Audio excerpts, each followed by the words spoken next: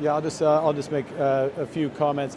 Look, as I emphasized the other day, the government of Canada stands ready to build on the progress that we had been making in our negotiations, our discussions with our American counterparts. And we have a consistent focus in those discussions on doing the best deal for Canadian workers and their families. It is the sole responsibility of the Government of Canada to have those discussions with the United States, and it's the best way forward. And as I say, we stand ready. Now, we are capable of doing more than one thing at one time. You'll be seeing within the course of the next 2 weeks an ambitious budget which makes generational investments in Canada, and we are in the process of diversifying our trade relationships, the focus of our meetings here in Asia. And those are tangible. We have an intention to more than double our exports away from the United States over the course of the next decade. That's more than $300 billion.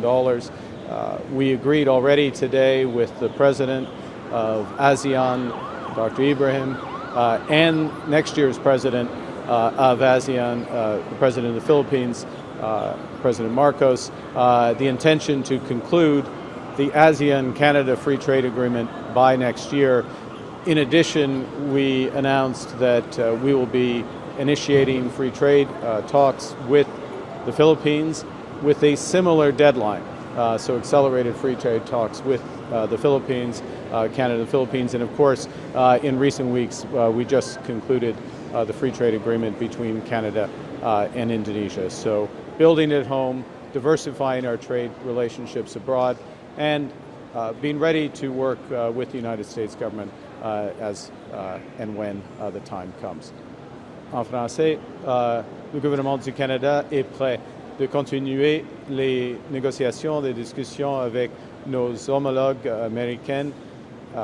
Nous avons fait du progrès, de grands progrès pendant les dernières semaines, et c'est la responsabilité du gouvernement du Canada d'avoir des discussions, d'avoir des négociations, d'être le contrepart du gouvernement américain. Ça reste le cas, ce sera toujours le cas. Mais on peut faire autre chose en même temps.